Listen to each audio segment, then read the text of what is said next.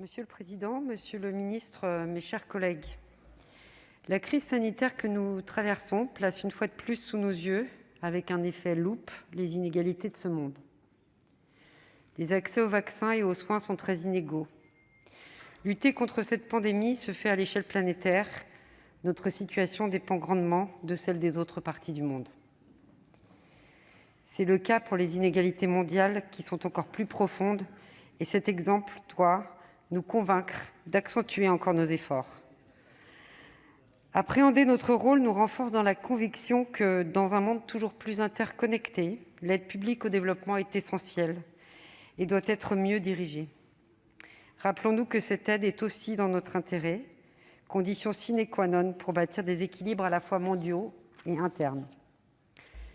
Le groupe Les Indépendants se félicite de l'issue conclusive de la commission mixte paritaire sur ce projet. Les deux assemblées ont travaillé étroitement afin de trouver un consensus qui nous incite à une action réfléchie et plus efficace. Ainsi, la fixation du niveau de dépenses accompagnée de dates est un bon moyen d'atteindre les objectifs financiers d'aide au développement que nous nous sommes donnés. À ce titre, nous pouvons soulever l'inscription dans le texte de l'objectif consistant à dédier 0,7 % de notre revenu national brut à l'aide publique au développement à horizon 2025. D'autres limites sont aussi inscrites dans le dur de la loi. Je pense notamment à la limite basse du produit de la taxe sur les transactions financières affectée au Fonds de solidarité pour le développement.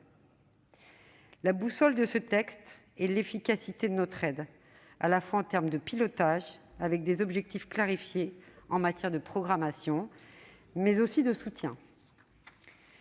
En effet, la redirection de l'aide publique au développement vers les pays les plus prioritaires était nécessaire.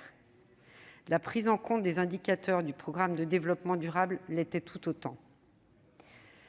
De la même manière, une composante bilatérale de l'aide, fixée à 65 %, est un signe positif, tout comme sa traduction en part importante de dons. Nous avons eu l'occasion de le dire lors de la première lecture, notre groupe soutient davantage de composantes bilatérales dans le développement avec une part de dons plus conséquente que la part de prêts.